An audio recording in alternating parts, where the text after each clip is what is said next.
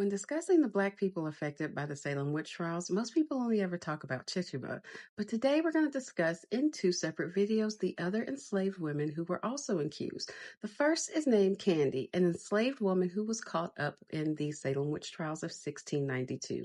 Now, Candy was brought from Barbados to Salem Village by her owner, Margaret Hawks.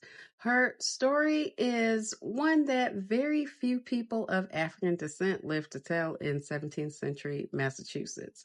The Caribbean had deep economic ties to the colony at the time, especially Barbados, through sugar, cotton, and slavery.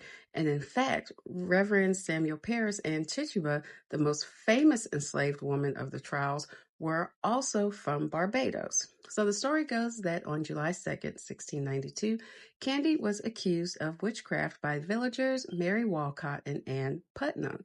Her name shows up over 400 times in the court records, and unlike Tituba, Candy wasn't accused in the very first round. But when she was finally brought in, she played the game a little differently. Most people denied or got crushed by the spectral evidence. But Candy, she confessed strategically. She handed over physical objects that the court called, not the exact word, but voodoo-like evidence. Two pieces of cloth she had used like dolls. And during the trial, when one cloth was pinched, the girls screamed as if they were being pinched. When another cloth was set on fire, the girls cried out like they were in fact burning. The Puritans, of course, ate it up. But here's where Candy got clever. She flipped the accusation onto her white owner. In court, she said, Candy no witch in her country. Candy's mother no witch.